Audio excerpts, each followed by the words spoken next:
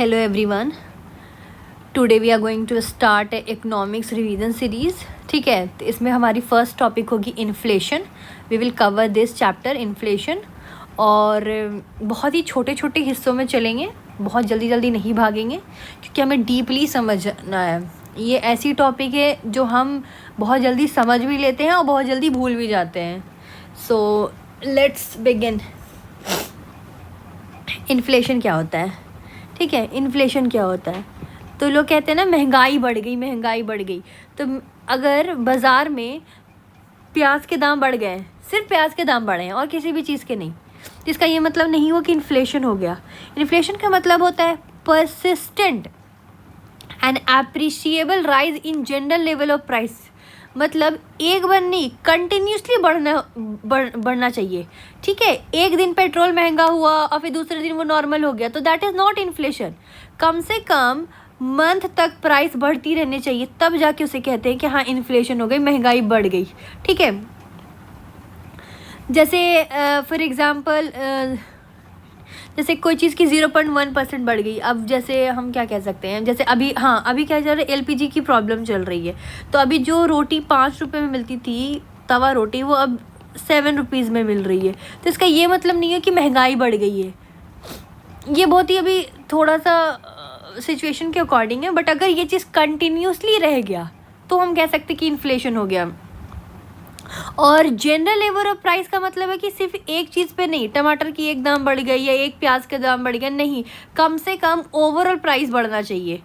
ठीक है, जैसे इसका एक एग्जांपल मैं बताती हूँ आपको कि 2022 में CPI 7% था. ठीक है, दाल, तेल, पेट्रोल सब एक साथ महंगा हो गया था, तो दैट इज़ कॉल्ड इन्फ्लेशन. ठीक है, इसमें क्या होती है ना कि हमारी जो परचेजिंग पावर है ना, हमारी जो परचेजिंग पावर है वो घट जाती है. परचेजिंग पावर का मतलब है कि जैसे जो 100 रुपये में हमको 5 चीज़ आता था, अब वो 100 रुपये में हमें 2 चीज़ ही आ रही है.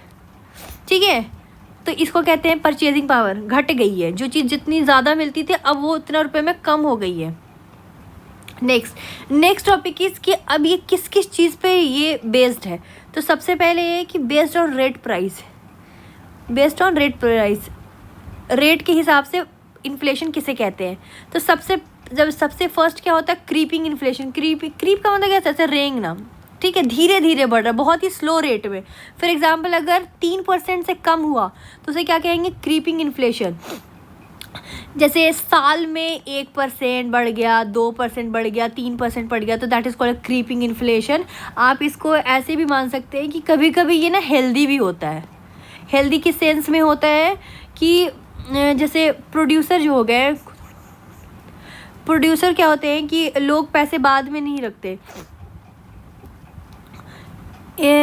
जैसे फॉर एग्जांपल प्रोड्यूसर को थोड़ा ना प्रॉफिट मिलता है इसमें. अब लोग क्या करते हैं ना, सोचते हैं कि अगर थोड़ा सा महंगाई बढ़ गई तो काम करते हैं ना, जल्दी जल्दी ये सारी चीज़ें ख़रीद लेते हैं, बाद में इसकी प्राइसेस और ना बढ़ जाए.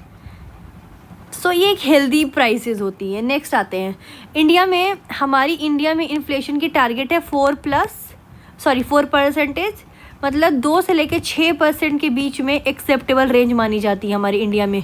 RBI ने ये टारगेट रखा है.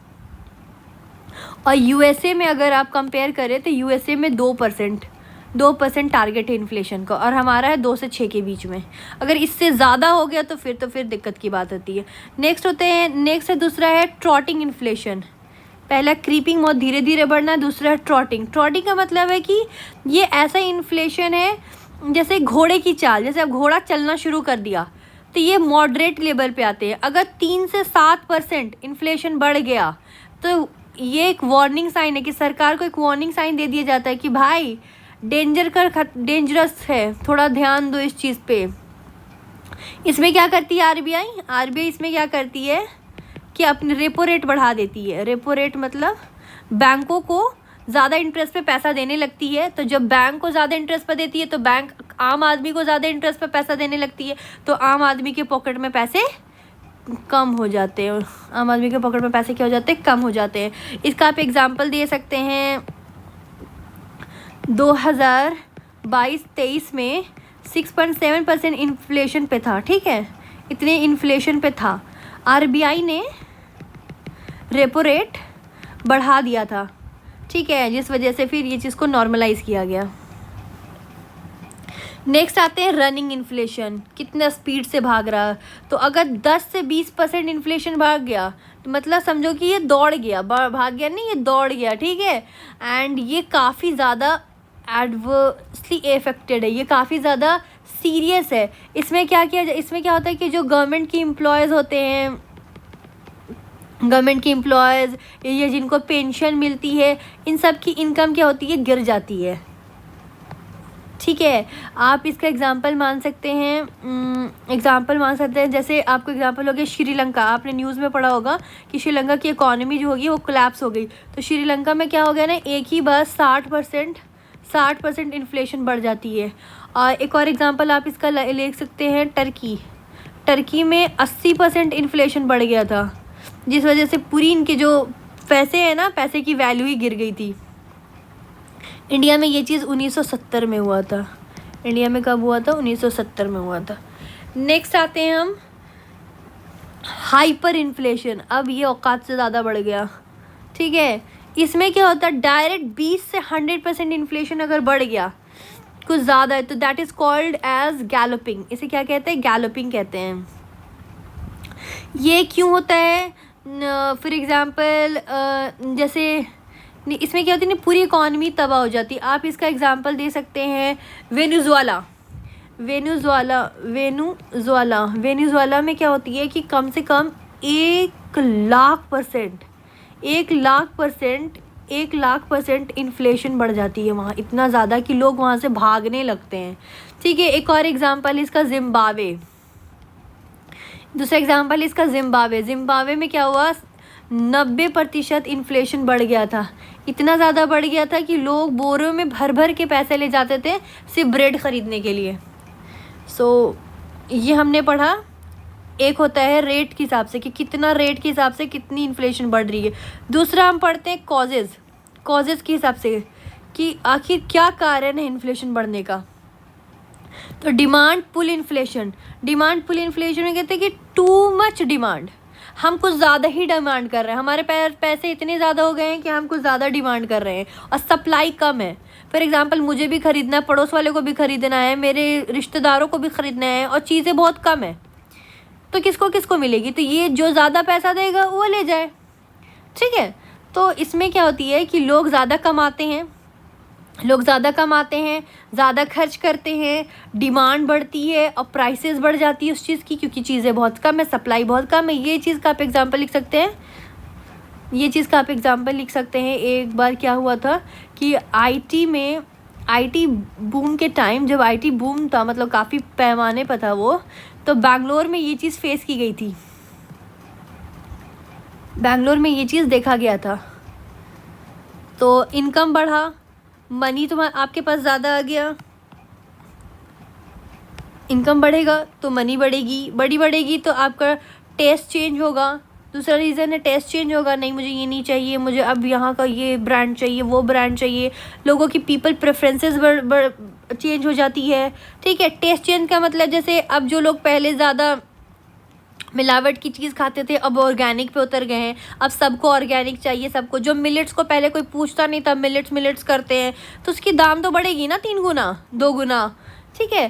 पीपल की प्रेफरेंस, जैसे कल्चरल और सोशल शिफ्ट, जैसे गोल्ड डिमांड, वेडिंग पे जैसे डिमांड हो गई गोल्ड की। अब आजकल आप देखते हैं लैब डायमंड काफ़ी ज़्यादा है, तो लोगों की ये सारी चीज़ें, जिस चीज़ की ज़्यादा डिमांड होगी तो वो तो महंगा ही होगा। नेक्स्ट है आपको कॉस्ट पुश इन्फ्लेशन का मतलब होता है कि प्रोडक्शन कॉस्ट ही बढ़ जाता है। हम जो चीज़ बना रहे हैं वो ऑलरेडी पहले से ही महंगी है, तो हम अगर कोई चीज़ महंगी चीज़ें बना रहे हैं तो बेचेंगे भी ना, ताकि 2 पैसा हमारे पॉकेट में भी बच सके। फॉर एग्जांपल जैसे आप एग्जांपल ले लीजिए रॉ मटेरियल का एग्जांपल ले लीजिए। रॉ मटेरियल में आपने क्या देखा, रॉ मटेरियल में देखा कि जो क्रूड ऑयल है, ठीक है, या पेट्रोल है, ट्रांसपोर्ट है, ये ऑलरेडी महंगा चल रहा है, ठीक है, ये ऑलरेडी महंगा चल रहा है। लेबर की कॉस्टिंग ज़्यादा महंगी है, ठीक है। तो जो हम जो चीज़ बनाएंगे वो तो महंगा ही बेचेंगे due to increase input cost. अंदर की चीज़ें महंगी है तो बाहर भी तो महंगा बेचेंगे ना। फॉर एग्जांपल रॉ मटेरियल महंगा है, वेजेस महंगा है, तो थोड़ा तो प्रॉफिट मार्जिन रख के ही बेचेंगे। इसका एग्जांपल आप ले सकते हैं रशिया यूक्रेन के टाइम 2022 में क्रूड ऑयल, वीट सप्लाई ये सब डिस्टर्ब हो गई थी। अभी प्रेजेंट का देखिए ना, अभी ईरान एंड यूएसए में जो चल रहा है वॉर, इस वजह से आज कितना महंगा चीज़ हो गया। खाना सिलेंडर मिल नहीं रहे, सिलेंडर महंगे मिल रहे हैं, ठीक है, नेचुरल गैसेस महंगे मिल रहे हैं, जिस वजह से आप हर रेस्टोरेंट में देखिएगा तो खाने के दाम बढ़ा दिया है सब लोगों ने। So this all the examples.